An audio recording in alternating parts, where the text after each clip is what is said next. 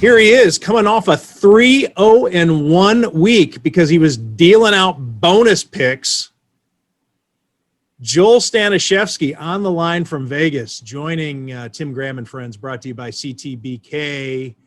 Joel, 3-0-1 last week. He told you to take the Bills on the money line. He told you to take the under. And we forced him, I think, out of habit, he gave us a pick against the spread. He said to take the Bills and give the 3 points, and it ends right at 24-21. So that's a push. And he just threw in, just for the hell of it, a bonus pick, Denver, which I think caught a lot of people by surprise, including their opponent. And so Joel is now up to 9-4-1. On the year. That's not bad. And that's all against the spread. That's Vegas. That's money. That's profit right there. 9-4-1 is solid. You're happy with, you got to be happy with that, right? Just because our voting people can't count votes doesn't mean I can't count money. That's right. Yeah, I don't know. It's like Raleigh Massimino running the four corners down there. Although I think that reference predates everybody. Raleigh was the UNLV basketball coach for a bit when I was out there. Pretty much just stole money from UNLV to put together a donkey program. But anyways, yeah, strange going on there in Nevada. Maybe by the time anybody's listening to this, Nevada will have decided what's happened in its state for its elections. Alaska, nobody cares about Alaska. We haven't heard from Alaska yet either, but yeah, they don't even have anything yet. They don't even know what they're talking about. Nevada's just going to waltz in once it's all decided, so that way they weren't controversial. Right. Yeah, they'll just wait. They'll just wait till it's decided, and then, oh yeah, by the way, we're ready. We're ready to tell you. I do think that had something to do with it a little bit, because Arizona was called so quickly. I think Nevada's like, Nevada went like a full 24 hours without reporting a vote. None, like zero. I think, yeah, I think Arizona. But that's what they do. They do a once-a-day update. They didn't on Wednesday, though. Tuesday night, they gave an update. And then, so I go to bed at 1 or 2 in the morning, or I don't know what it was. But it was and then they give a report on television that Nevada's not going to update until tomorrow at noon Eastern time at the earliest. Tomorrow meaning Wednesday. And then they didn't do anything all day. And then they came out late Wednesday night and said, maybe Thursday. Taking their time. Imagine if that's what it was. I was going to say your tax dollars at work, but there are no state taxes. No tax dollars. I think we're like 49th in the country in education. So those are your casino losses at work, because that's who pays. Exactly. That's how the state gets paid out there. All those your resort fees. Yes. Me, I pay the taxes when I go out there, my hotel tax, and whatever else I leave out there. So Joel, Seattle coming to Orchard Park. The Seahawks are favored by 3. The total is 55. The numbers haven't really moved all week. What's your general take here for your 6-2 Bills? The numbers have been pretty solid all week. You'll notice some juice moving around. Bills -3 or +3, -110, -115. Some spots now have it at -120. It's just kind of moving all around. But the juice is that 3, that key number, especially when we see the Bills and Seahawks playing fairly close games. They don't want to really move off of that 3. And until they get some serious action on one side or another, they'll just move around the juice here and there. I don't really see that number moving too much. It's pretty much a pretty solid number. I would have, if I was just looking at the spread and in a perfect world and not a less popular team versus a more popular team, I would say the Seahawks maybe -2.5, 1.5 or 2.5, depending upon like weather is a huge thing. Also with the total, injuries are a huge thing, but I think 3 might be a touch high, but it's not way out of whack, I don't think. What about the total? I mean, with it being total seems about right. I know the weather plays in the part there, but yeah, weather will play a huge part into where it moves to. But it seems pretty much spot on. Two offenses that can move the ball, and one of which is known for scoring more. More recently, Buffalo has calmed down their scoring, but still has a really high-powered offense against two very lackluster defenses. Seattle being I think they're the worst team in the league against the pass. And because of their injuries to the running back room, I feel like they're going to be passing even more than normal. So you're going to see a lot of passing.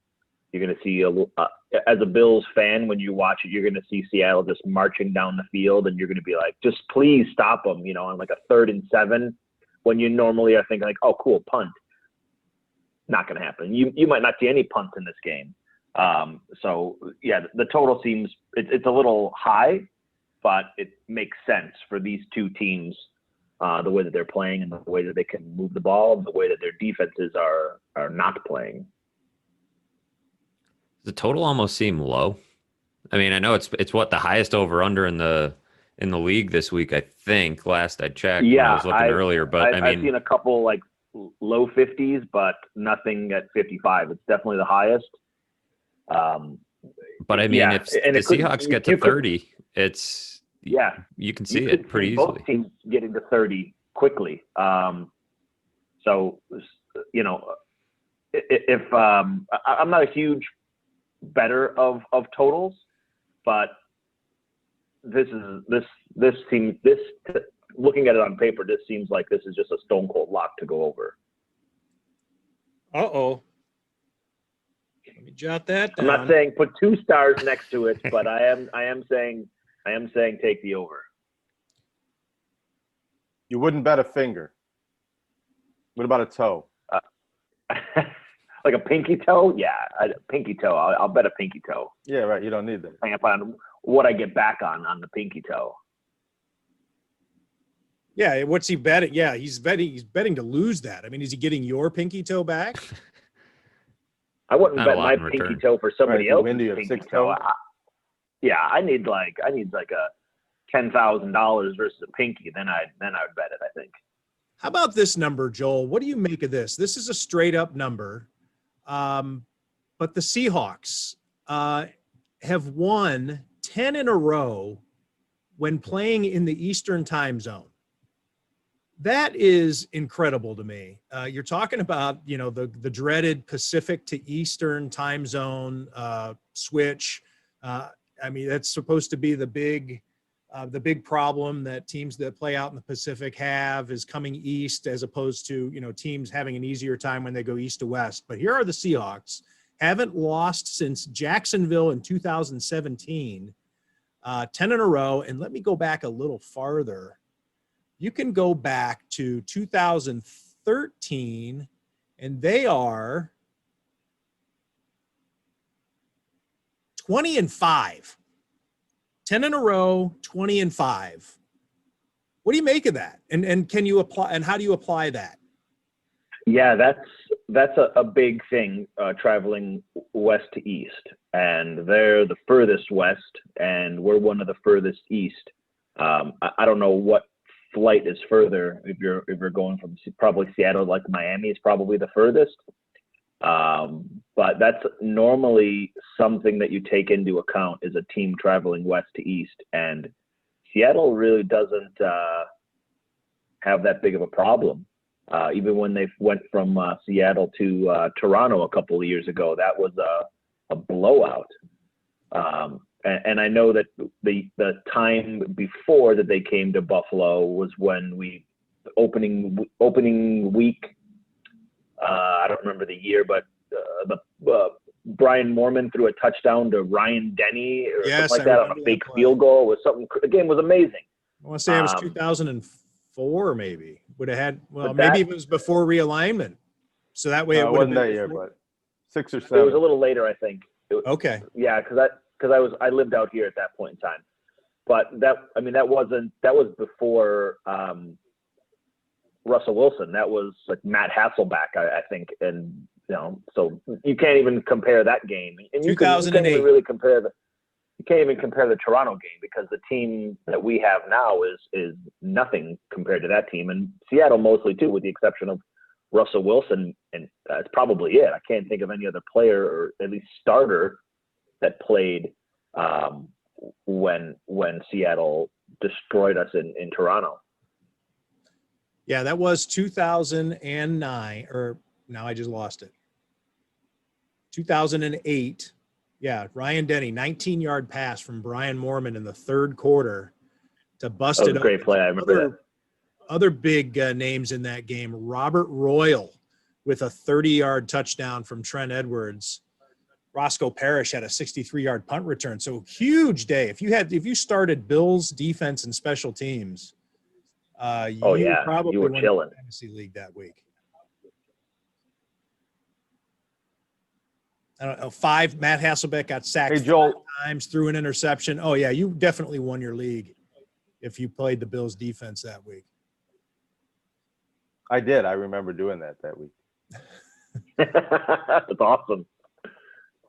So Joel, here we are at the halfway mark with your Buffalo Bills. What are your general thoughts? Maybe not from a betting standpoint, but what's your state of mind heading into the backstretch here? Yeah, a lot of people look at the season in quarters. So the first quarter we did really well. Second quarter we did 2-2, and this is probably the toughest stretch of 4 games that we have.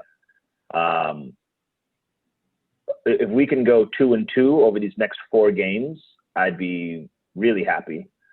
Anything more than that is just amazing.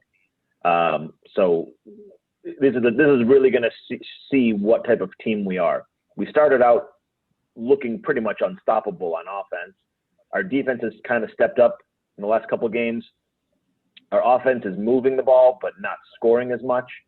And that the point of the season is to get into the playoffs. That's when you want to be at your absolute best and your absolute healthiest is going into the playoffs.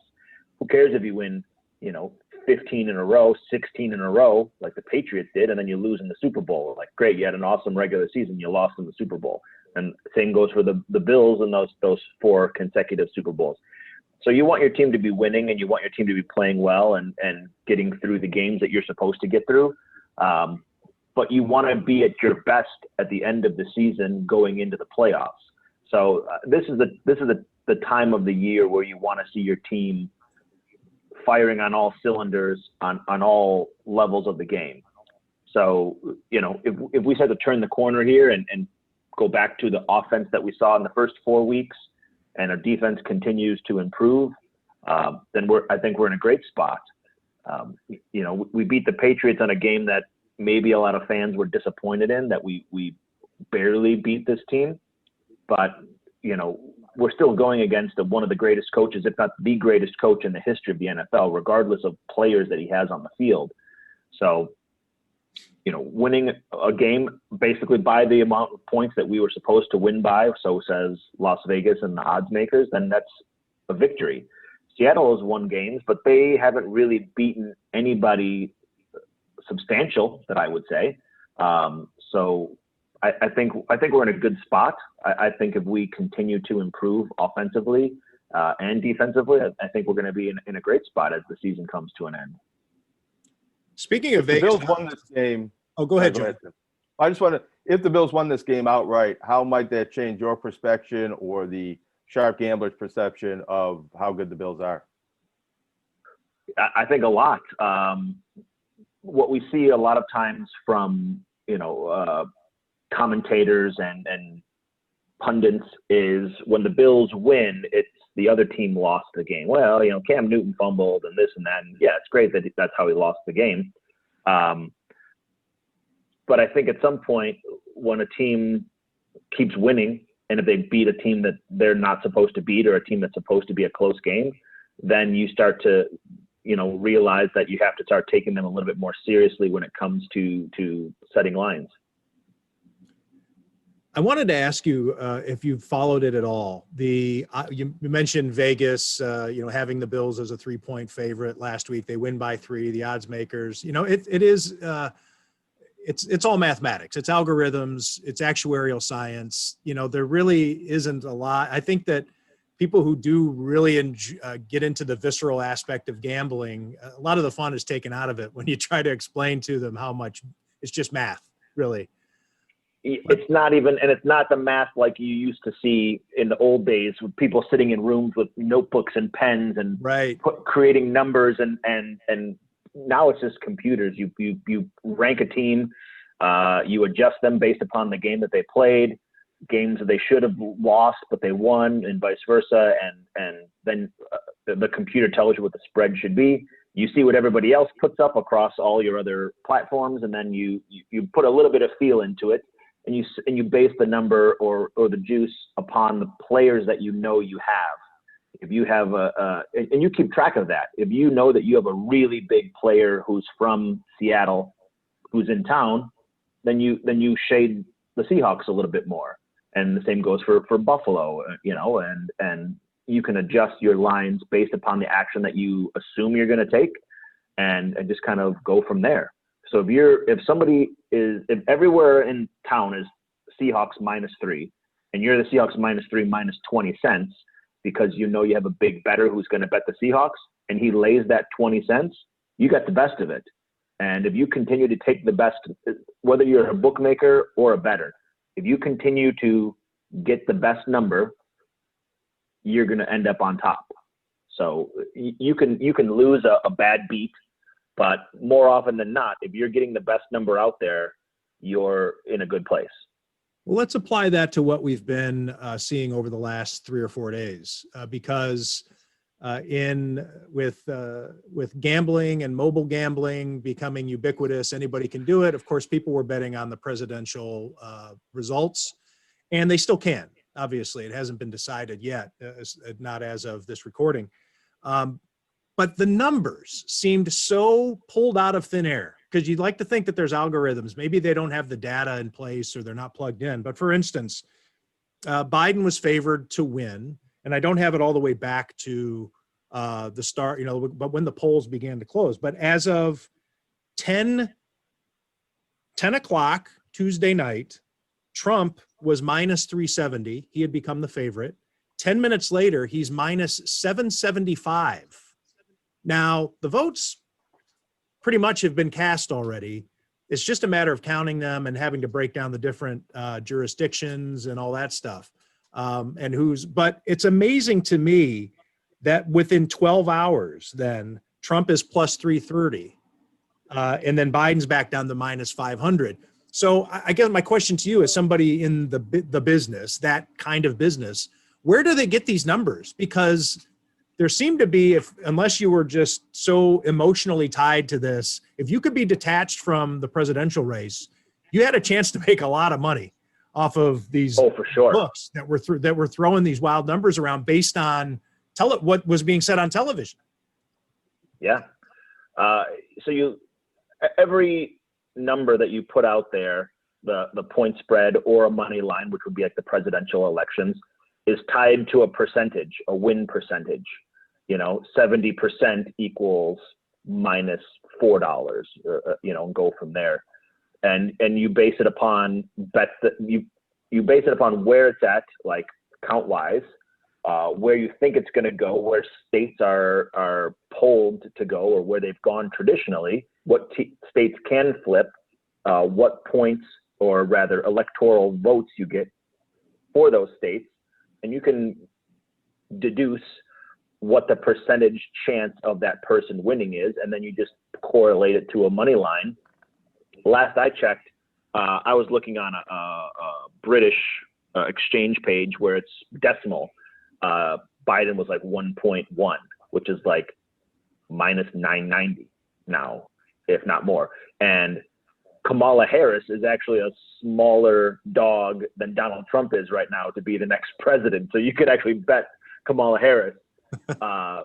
It's crazy how much it fluctuates, and that's kind of like in running when you're betting in running sports.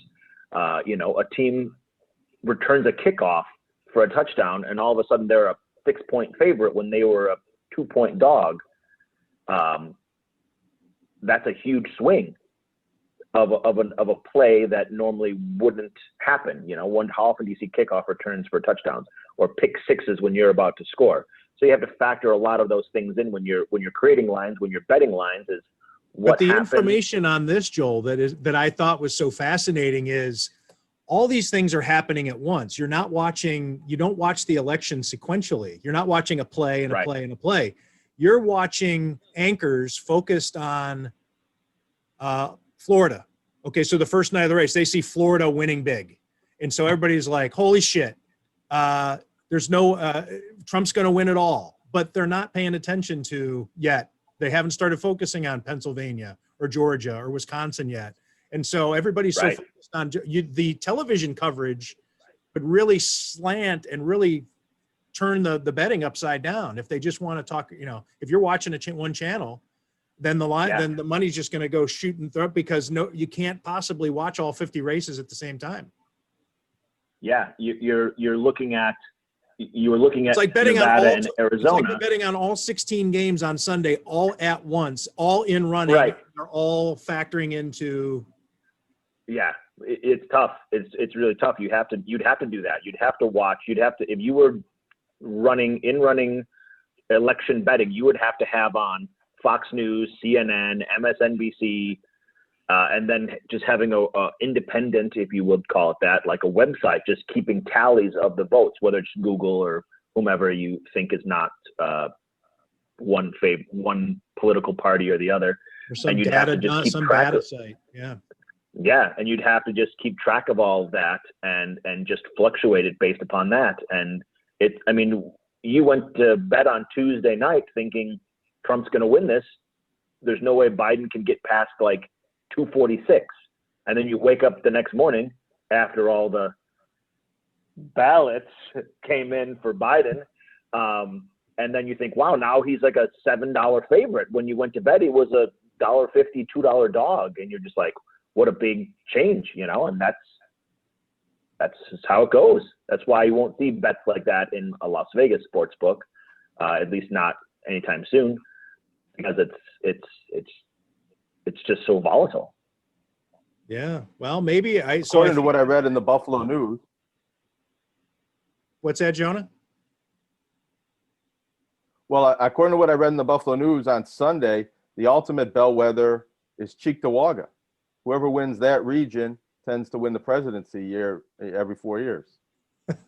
And the capital of Cheektowaga, as we all know, is Sloan. So Right. That's that very my district. parents, John and Sharon, are deciding votes to see who's going to become president, you know?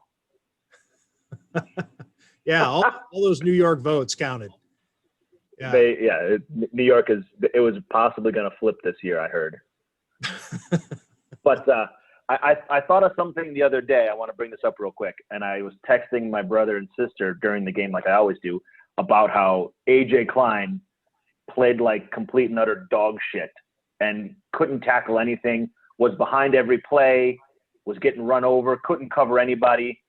And I actually texted, AJ Klein must have naked pictures of Coach McDermott or something. How does that guy play in a game?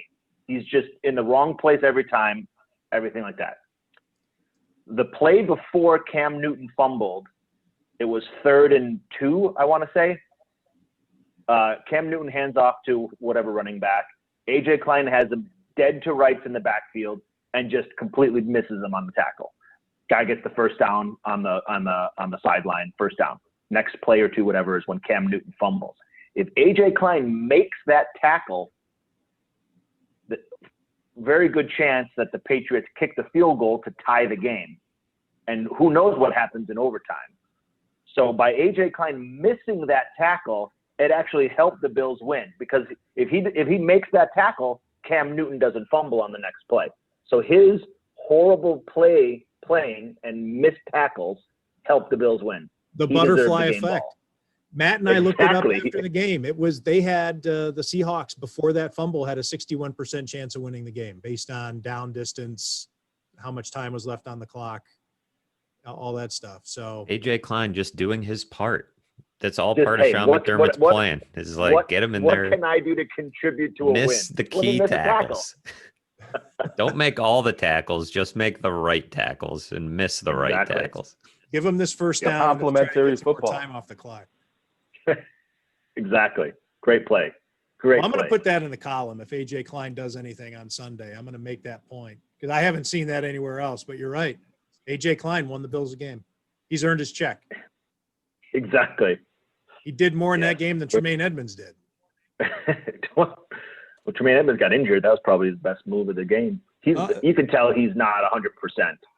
Edmonds. He's not even close to 100%. He's slow getting to plays. He's missing tackles. He's barely making tackles. He's definitely not at 100%, or else he's just gotten bad. One or the other. So let's recap because I think I may have forgotten one of your bets. But you say take the over. We're going to go over 55. What do you want? Yep. Buffalo in the points, or you're going to give the you take? I'm taking the points. I'm Okay. taking the points with Buffalo +3. This goes back to kind of that feel that I had on Tennessee and on the Jets game. My heart told me to take the Bills, but the numbers told me to take the other side. At first, I thought, oh, Seattle, they're just going to score at will on Buffalo's lackluster defense. But the numbers are telling me take the Bills +3. Okay. Any bonus picks this week? Anything else on the board that you like? I kind of like Minnesota -4. I kind of like Kansas City -10, but I haven't really hammered home anything that I really like yet. But those are the two that stood out to me. If you want to get on the record with one of those, you just let me know. Will do. I'll let you know. All right. Text you. Joel Staniszewski on the line from Vegas. The pride of Sloan was unable to vote. Was anyone unable to hold down? I voted. I voted in New York and in Nevada. You could do that, right? Yes, you can. I voted here twice. So that's Both 3 for Kanye votes for West. Joel Staniszewski. Thanks, Joel. Thanks, guys. Have a good one.